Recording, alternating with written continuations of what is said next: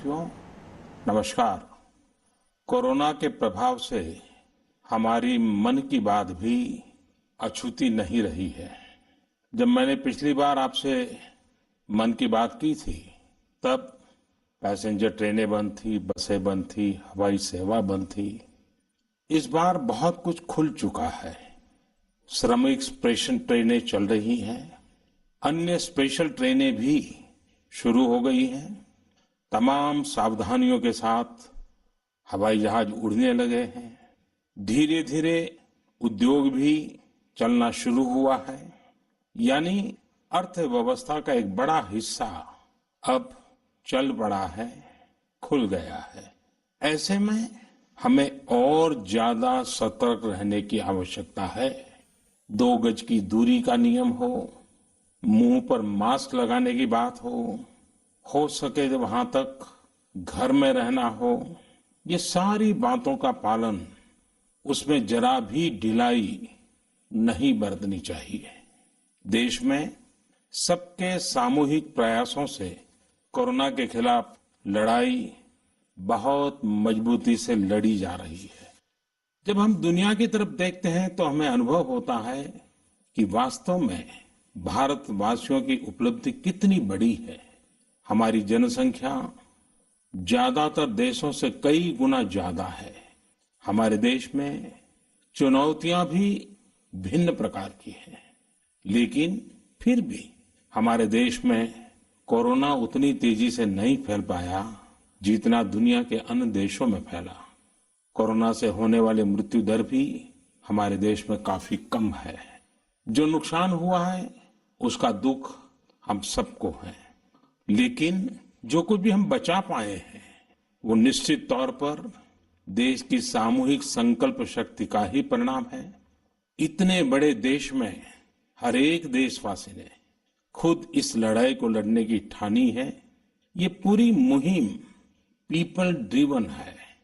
साथियों, देशवासियों की संकल्प शक्ति के साथ एक और शक्ति इस लड़ाई में हमारी सबसे बड़ी ताकत है, वो है देशवासियों की सेवा शक्ति।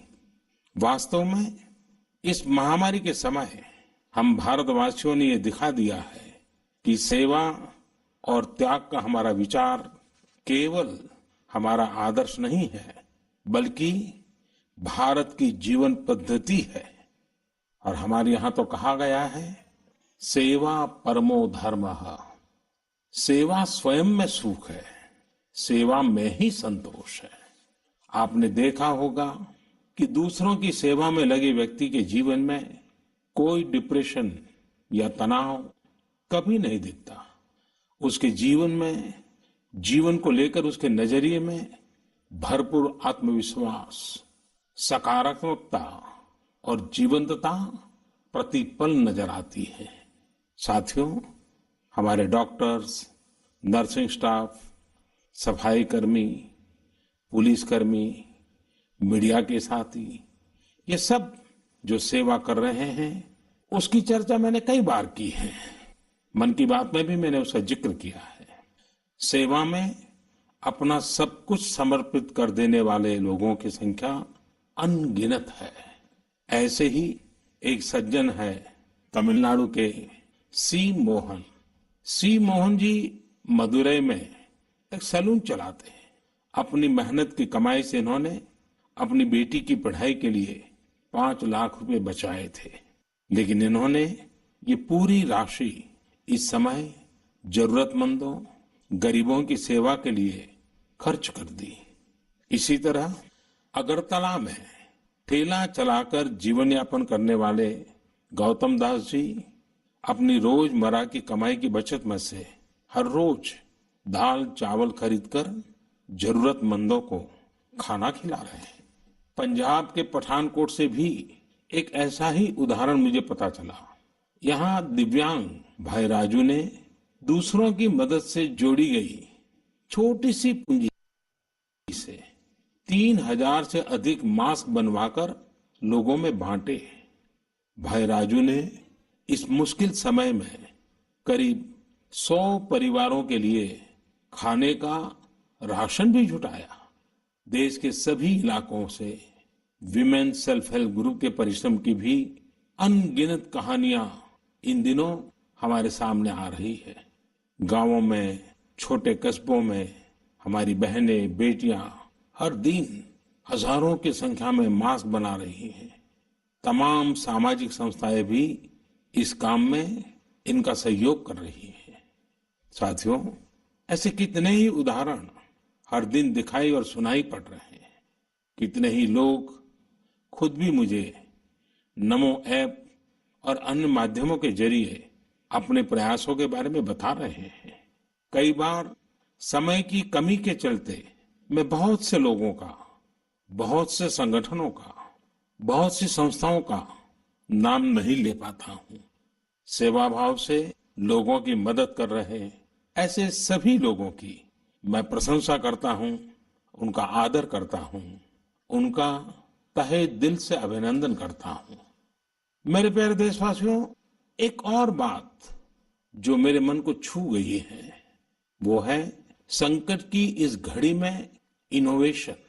तमाम देशवासी गांवों से लेकर शहरों तक, हमारे छोटे व्यापारियों से लेकर स्टार्टअप तक, हमारी लैब्स कोरोना के खिलाफ लड़ाई में नए नए तरीके इजाद कर रहे हैं, नए नए इनोवेशन कर रहे हैं। जैसे नासिक के राजेंद्र यादव का उदाहरण बहुत दिलचस्प है। राजेंद्र जी नासिक में सतना गांव के किसान हैं।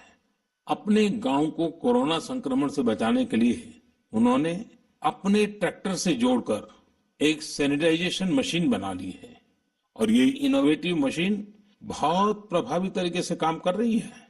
इसी तरह मैं सोशल मीडिया में कई तस्वीरें देख रहा था। कई दुकानदारों ने 2 गज की दूरी के लिए दुकान में बड़े पाइपलाइन लगा लिए हैं, जिसमें एक छोर से वो ऊपर से सामान डालते हैं और दूसरी छोर से ग्राहक अपना सामान ले लेते हैं। इस दौरान पढ़ाई के क्षेत्र में भी कई अलग अलग इनोवेशन शिक्षकों और छात्रों ने मिलकर किए हैं। ऑनलाइन क्लासेस, वीडियो क्लासेस, उसको भी अलग अलग तरीकों से इनोवेट किया जा रहा है। कोरोना की वैक्सीन पर हमारी लैब्स में जो काम हो रहा है उस पर तो दुनिया भर की नजर है और हम सबकी आशा भी। किसी भी परिस्थिति को बदलने के लिए इच्छा शक्ति के साथ ही बहुत कुछ इनोवेशन पर भी निर्भर करता है। हजारों सालों की मानव जात की यात्रा लगातार इनोवेशन से ही इतने आधुनिक दौर में पहुंची है। इसलिए इस महामारी पर जीत के लिए हमारी ये विशेष इनोवेशंस भी बहुत बड़ा आधार है। साथियों, कोरोना के खिलाफ लड़ाई का यह रास्ता लंबा है। एक ऐसी आपदा जिसका पूरी दुनिया के पास कोई इलाज ही नहीं है, जिसका कोई पहले का अनुभव भी नहीं है, तो ऐसे में नई नई चुनौतियां और उसके कारण परेशानियां हम अनुभव भी कर रहे हैं। ये दुनिया के हर कोरोना प्रभावित देश में हो रहा है और इसलिए भारत भी इससे अछूता नहीं है। हमारे देश में भी कोई वर्ग ऐसा नहीं है जो कठिनाई में ना हो, परेशानी में ना हो। और इस संकट की सबसे बड़ी चोट अगर किसी पर पड़ी है तो हमारे गरीब, मजदूर, श्रमिक वर्ग पर पड़ी है। उनकी तकलीफ, उनका दर्द, उनकी पीड़ा शब्दों में नहीं कही जा सकती। हम में से कौन ऐसा होगा जो उनकी और उनके परिवार की तकलीफों को अनुभव न कर रहा हो। हम सब मिलकर इस तकलीफ को, इस पीड़ा को बांटने का प्रयास कर रहे हैं। पूरा देश प्रयास कर रहा है। हमारे रेलवे के साथी दिन रात लगे हुए हैं। केंद्र हो, राज्य हो, स्थानीय स्वराज की संस्थाएं हो, हर कोई दिन रात मेहनत कर रहे हैं। जिस प्रकार रेलवे के कर्मचारी आज जुटे हुए हैं, वे भी एक प्रकार से अग्रिम पंक्ति में खड़े कोरोना वॉरियर्स ही है। लाखों श्रमिकों को ट्रेनों से और बसों से सुरक्षित ले जाना, उनके खाने पीने की चिंता करना, हर जिले में क्वारंटाइन केंद्रों की व्यवस्था करना, सभी की टेस्टिंग, चेकअप उपचार की व्यवस्था करना, ये सब काम लगातार चल रहे हैं और बहुत बड़ी मात्रा में चल रहे हैं। लेकिन साथियों, जो दृश्य आज हम देख रहे हैं, इससे देश को अतीत में जो कुछ हुआ उसके अवलोकन और भविष्य के लिए सीखने का अवसर भी मिला है। आज हमारे श्रमिकों की पीड़ा में हम देश के पूर्वी हिस्से की पीड़ा को देख सकते हैं। जिस पूर्वी हिस्से में देश का ग्रोथ इंजन बनने की क्षमता है, जिसके श्रमिकों के बाहुबल में देश को नई ऊंचाई पर ले जाने का सामर्थ्य है, उस पूर्वी हिस्से का विकास बहुत आवश्यक है। पूर्वी भारत के विकास से ही देश का संतुलित आर्थिक विकास संभव है। देश ने जब मुझे सेवा का अवसर दिया, तभी से हमने पूर्वी भारत के विकास को प्राथमिकता दी है। मुझे संतोष है कि बीते वर्षों में इस दिशा में बहुत कुछ हुआ है और अब प्रवासी मजदूरों को देखते हुए बहुत कुछ नए कदम उठाना भी आवश्यक हो गया है और हम लगातार उस दिशा में आगे बढ़ रहे हैं। जैसे कहीं श्रमिकों की स्किल मैपिंग का काम हो रहा है, कहीं स्टार्टअप्स इस काम में जुटे हैं, कहीं माइग्रेशन कमीशन बनाने की बात हो रही है। इसके अलावा केंद्र सरकार ने अभी जो फैसले लिए हैं, उससे भी गांवों में रोजगार, स्वरोजगार, लघु उद्योगों से जुड़ी विशाल संभावनाएं खुली हैं। ये फैसले इन स्थितियों के समाधान के लिए हैं, आत्मनिर्भर भारत के लिए हैं। अगर हमारे गांव आत्मनिर्भर होते, हमारे कस्बे, हमारे जिले, हमारे राज्य आत्मनिर्भर होते, तो अनेक समस्याओं ने वो रूप नहीं लिया होता जिस रूप में वो आज हमारे सामने खड़ी है। लेकिन अंधेरे से रोशनी की ओर बढ़ना मानव स्वभाव है। तमाम चुनौतियों के बीच मुझे खुशी है कि आत्मनिर्भर भारत पर आज देश में व्यापक मंथन शुरू हुआ है। लोगों ने अब इसे अपना अभियान बनाना शुरू किया है। इस मिशन का नेतृत्व देशवासी अपने हाथ में ले रहे हैं। बहुत से लोगों ने तो ये भी बताया है कि उन्होंने जो जो सामान उनके इलाके में बनाए जाते हैं, उनकी एक पूरी लिस्ट बना ली है। ये लोग अब इन लोकल प्रोडक्ट्स को ही खरीद रहे हैं और वोकल फॉर लोकल को प्रमोट भी कर रहे हैं। मेक इन इंडिया को बढ़ावा मिले, इसके लिए सब कोई अपना अपना संकल्प जता रहा है। बिहार के हमारे एक साथी श्रीमान हिमांशु ने मुझे नमो ऐप पर लिखा है कि वो एक ऐसा दिन देखना चाहते हैं जब भारत विदेश से आने वाले आयात को कम से कम कर दे, चाहे पेट्रोल, डीजल, ईंधन का आयात हो, इलेक्ट्रॉनिक आइटम्स का आयात हो, यूरिया का आयात हो या फिर खाद्य तेल का आयात हो। मैं उनकी भावनाओं को समझता हूं। हमारे देश में कितनी ही ऐसी चीजें बाहर से आती हैं जिन पर हमारे ईमानदार टैक्स पेयर्स का पैसा खर्च होता है, जिनका विकल्प हम आसानी से भारत में तैयार कर सकते हैं। असम के सुदीप ने मुझे लिखा है कि वो महिलाओं के बनाए हुए लोकल बैम्बू प्रोडक्ट्स का व्यापार करते हैं और उन्होंने तय किया है कि आने वाले 2 वर्ष में वे अपने बैम्बू प्रोडक्ट को एक ग्लोबल ब्रांड बनाएंगे। मुझे पूरा भरोसा है आत्मनिर्भर भारत अभियान इस दशक में देश को नई ऊंचाई पर ले जाएगा।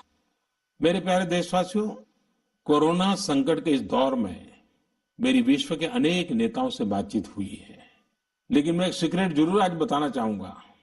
विश्व के अनेक नेताओं की जब बातचीत होती है तो मैंने देखा इन दिनों उनकी बहुत ज्यादा दिलचस्पी योग और आयुर्वेद के संबंध में होती है। कुछ नेताओं ने मुझसे पूछा कि कोरोना के इस काल में ये योग और आयुर्वेद कैसे मदद कर सकते हैं। साथियों, अंतर्राष्ट्रीय योग दिवस जल्द ही आने वाला है। योग जैसे जैसे लोगों के जीवन से जुड़ रहा है, लोगों में अपने स्वास्थ्य को लेकर जागरूकता भी लगातार बढ़ रही है।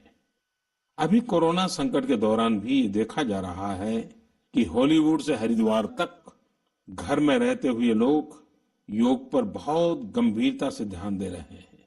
हर जगह लोगों ने योग और उसके साथ साथ आयुर्वेद के बारे में और ज्यादा जानना चाहा है, उसे अपनाना चाहा है। कितने ही लोग जिन्होंने कभी योग नहीं किया, वे भी या तो ऑनलाइन योग क्लास से जुड़ गए हैं या फिर ऑनलाइन वीडियो के माध्यम से भी योग सीख रहे हैं। सही में योग कम्युनिटी, इम्यूनिटी और यूनिटी सबके लिए अच्छा है। साथियों, कोरोना संकट के इस समय में योग आज इसलिए भी ज्यादा अहम है क्योंकि ये वायरस हमारे रेस्पिरेटरी सिस्टम को सबसे अधिक प्रभावित करता है। योग में तो रेस्पिरेटरी सिस्टम को मजबूत करने वाले कई तरह के प्राणायाम है, जिनका असर हम लंबे समय से देखते आ रहे हैं। ये टाइम टेस्टेड टेक्निक्स हैं, जिसका अपना अलग महत्व है। कपालभाति और अनुलोम विलोम प्राणायाम से अधिकतर लोग परिचित होंगे, लेकिन भस्त्रिका, शीतली, भ्रामरी जैसे कई प्राणायाम के प्रकार है, जिसके अनेक लाभ भी है। वैसे आपके जीवन में योग को बढ़ाने के लिए आयुष मंत्रालय ने भी इस बार एक अनोखा प्रयोग किया है। आयुष मंत्रालय ने माई लाइफ माई योग नाम से अंतर्राष्ट्रीय वीडियो ब्लॉग उसकी प्रतियोगिता शुरू की है। भारत ही नहीं, पूरी दुनिया के लोग इस प्रतियोगिता में हिस्सा ले सकते हैं। इसमें हिस्सा लेने के लिए आपको अपना 3 मिनट का एक वीडियो बना करके अपलोड करना होगा। इस वीडियो में आप जो योग या आसन करते हुए वो करते हुए दिखाना है और योग से आपके जीवन में जो बदलाव आया है उसके बारे में भी बताना है। मेरा आपसे अनुरोध है, आप सभी इस प्रतियोगिता में अवश्य भाग लें और इस नए तरीके से अंतर्राष्ट्रीय योग दिवस में आप हिस्सेदार बनिए। साथियों, हमारे देश में करोड़ों करोड़ गरीब दशकों से एक बहुत बड़ी चिंता में रहते आए हैं। अगर बीमार पड़ गए तो क्या होगा? अपना इलाज कराएं या फिर परिवार के लिए रोटी की चिंता करें? इस तकलीफ को समझते हुए इस चिंता को दूर करने के लिए ही करीब 1.5 साल पहले आयुष्मान भारत योजना शुरू की गई थी। कुछ ही दिन पहले आयुष्मान भारत के लाभार्थियों की संख्या 1 करोड़ के पार हो गई है। 1 करोड़ से ज्यादा मरीज मतलब देश के 1 करोड़ से अधिक परिवारों की सेवा हुई है। 1 करोड़ से ज्यादा मरीज का मतलब क्या होता है मालूम है? 1 करोड़ से ज्यादा मरीज मतलब नॉर्वे जैसा देश, सिंगापुर जैसा देश, उसकी जो टोटल जनसंख्या है उससे 2 गुना लोगों को मुफ्त में इलाज दिया गया है। अगर गरीबों को अस्पताल में भर्ती होने के बाद इलाज के लिए पैसे देने पड़ते, इनका मुफ्त इलाज नहीं हुआ होता, तो उन्हें एक मोटा मोटा अंदाज है करीब करीब 14,000 करोड़ रुपए से भी ज्यादा अपनी जेब से खर्च करने पड़ते हैं। आयुष्मान भारत योजना ने गरीबों के पैसे खर्च होने से बचाए हैं। मैं आयुष्मान भारत के सभी लाभार्थियों के साथ साथ मरीजों का उपचार करने वाले सभी डॉक्टरों, नर्सेज और मेडिकल स्टाफ को भी बधाई देता हूं। आयुष्मान भारत योजना के साथ एक बहुत बड़ी विशेषता पोर्टेबिलिटी की सुविधा भी है।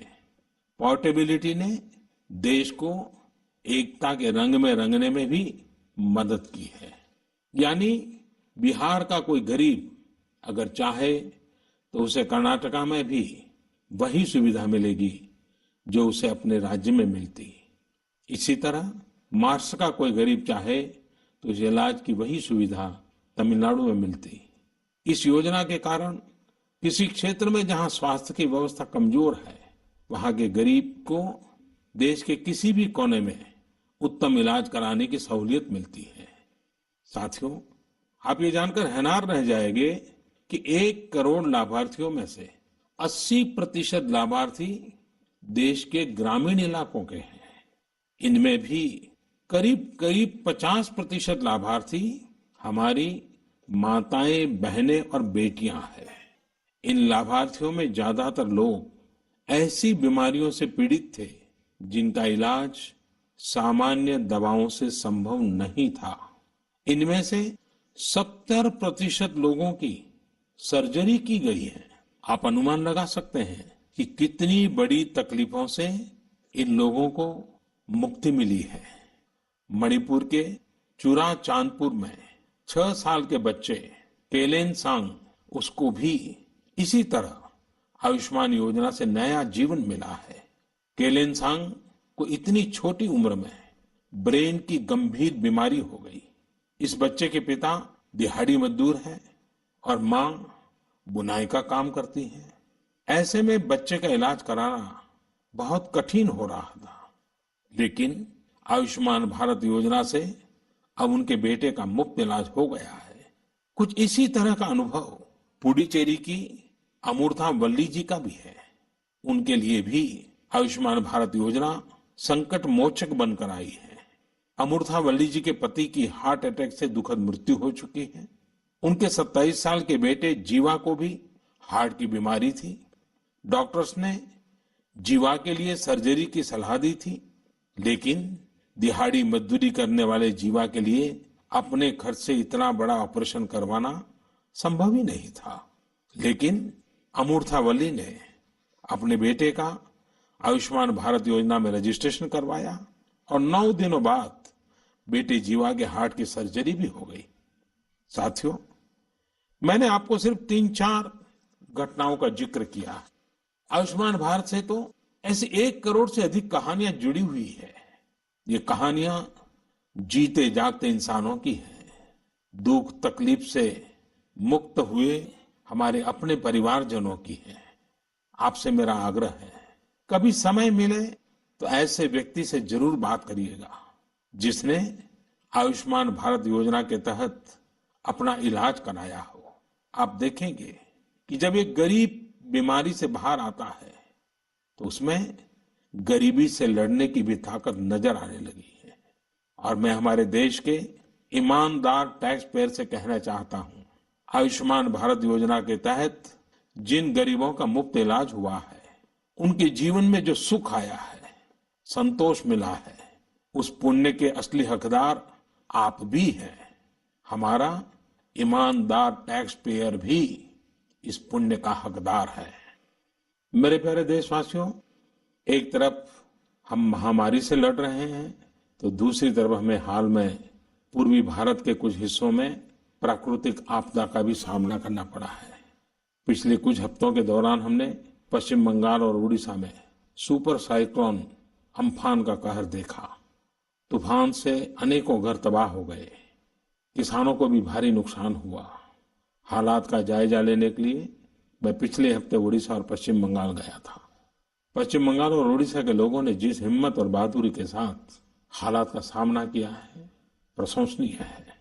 संकट की इस घड़ी में देश भी हर तरह से वहां के लोगों के साथ खड़ा है। साथियों, एक तरफ जहां पूर्वी भारत तूफान से आई आपदा का सामना कर रहा है, वहीं दूसरी तरफ देश के कई हिस्से टिड्डियों या लोकस के हमले से प्रभावित हुए हैं। इन हमलों ने फिर हमें याद दिलाया है कि ये छोटा सा जीव कितना नुकसान करता है। टिड्डी दल का हमला कई दिनों तक चलता है, बहुत बड़े क्षेत्र पर इसका प्रभाव पड़ता है। भारत सरकार हो, राज्य सरकार हो, कृषि विभाग हो, प्रशासन भी इस संकट के नुकसान से बचने के लिए, किसानों की मदद करने के लिए आधुनिक संसाधनों का भी उपयोग कर रहा है। नए नए आविष्कार की तरफ भी ध्यान दे रहा है। और मुझे विश्वास है कि हम सब मिलकर के हमारे कृषि क्षेत्र पर ये जो संकट आया है, उससे भी लोहा लेंगे, बहुत कुछ बचा लेंगे। मेरे प्यारे देशवासियों, कुछ दिन बाद ही 5 जून को पूरी दुनिया विश्व पर्यावरण दिवस मनाएगी। विश्व पर्यावरण दिवस पर इस साल की थीम है बायोडायवर्सिटी, यानी जैव विविधता। वर्तमान परिस्थितियों में यह थीम विशेष रूप से महत्वपूर्ण है। लॉकडाउन के दौरान पिछले कुछ हफ्तों में जीवन की रफ्तार थोड़ी धीमी जरूर हुई है, लेकिन इससे हमें अपने आसपास प्रकृति की समृद्ध विविधता को, जैव विविधता को करीब से देखने का अवसर भी मिला है। आज कितने ही ऐसे पक्षी जो प्रदूषण और शोर शराबे में ओझल हो गए थे, सालों बाद उनकी आवाज को लोग अपने घरों में सुन रहे हैं। अनेक जगहों से जानवरों के उन्मुक्त विचरण की खबरें भी आ रही हैं। मेरी तरह आपने भी सोशल मीडिया में जरूर इन बातों को देखा होगा, पढ़ा होगा। बहुत लोग कह रहे हैं, लिख रहे हैं, तस्वीरें साझा कर रहे हैं कि वो अपने घर से दूर दूर पहाड़ियां देख पा रहे हैं, दूर दूर जलती हुई रोशनी देख रहे हैं। इन तस्वीरों को देखकर कई लोगों के मन में ये संकल्प उठा होगा, क्या हम उन दृश्यों को ऐसे ही बना रख सकते हैं? इन तस्वीरों ने लोगों को प्रकृति के लिए कुछ करने की प्रेरणा भी दी है। नदियां सदा स्वच्छ रहें, पशु पक्षियों को भी खुलकर जीने का हक मिले, आसमान भी साफ सुथरा हो, इसके लिए हम प्रकृति के साथ तालमेल बिठाकर जीवन जीने की प्रेरणा ले सकते हैं। मेरे प्यारे देशवासियों, हम बार बार सुनते हैं, जल है तो जीवन है, जल है तो कल है, लेकिन जल के साथ हमारी जिम्मेवारी भी है। वर्षा का पानी, बारिश का पानी, ये हमें बचाना है, एक एक बूंद को बचाना है। गांव गांव वर्षा के पानी को हम कैसे बचाएं? परंपरागत बहुत सरल उपाय हैं। उन सरल उपाय से भी हम पानी को रोक सकते हैं। 5 दिन 7 दिन भी अगर पानी रुका रहेगा तो धरती माँ के पास बुझाएगा, पानी फिर जमीन में जाएगा, वही जल जीवन की शक्ति बन जाएगा। और इसलिए इस वर्षा ऋतु में हम सबका प्रयास रहना चाहिए कि हम पानी को बचाएं, पानी को संरक्षण करें। मेरे प्यारे देशवासियों, स्वच्छ पर्यावरण सीधे हमारे जीवन, हमारे बच्चों के भविष्य का विषय है। इसलिए हमें व्यक्तिगत स्तर पर भी इसकी चिंता करनी होगी। मेरा आपसे अनुरोध है कि इस पर्यावरण दिवस पर कुछ पेड़ अवश्य लगाएं और प्रकृति की सेवा के लिए कुछ ऐसा संकल्प अवश्य लें जिससे प्रकृति के साथ आपका हर दिन का रिश्ता बना रहे। हाँ, गर्मी बढ़ रही है, इसलिए पक्षियों के लिए पानी का इंतजाम करना मत भूलिएगा। साथियों, हम सबको ये भी ध्यान रखना होगा कि इतनी कठिन तपस्या के बाद, इतनी कठिनाइयों के बाद देश ने जिस तरह हालत संभाला है, उसे बिगड़ने नहीं देना है। हमें इस लड़ाई को कमजोर नहीं होने देना है। हम लापरवाह हो जाएं, सावधानी छोड़ दें, ये कोई विकल्प नहीं है। कोरोना के खिलाफ लड़ाई अब भी उतनी ही गंभीर है। आपको, आपके परिवार को कोरोना से अभी भी उतना ही गंभीर खतरा हो सकता है। हमें हर इंसान की जिंदगी को बचाना है। इसलिए 2 गज की दूरी, चेहरे पर मास्क, हाथों को धोना, इन सब सावधानियों का वैसे ही पालन करते रहना है जैसे अभी तक करते आए हैं। मुझे पूरा विश्वास है कि आप अपने लिए, अपनों के लिए, अपने देश के लिए ये सावधानी जरूर रखेंगे। इसी विश्वास के साथ आपके उत्तम स्वास्थ्य के लिए मेरी हार्दिक शुभकामनाएं हैं। अगले महीने फिर एक बार मन की बात अनेक नए विषयों के साथ जरूर करेंगे। धन्यवाद।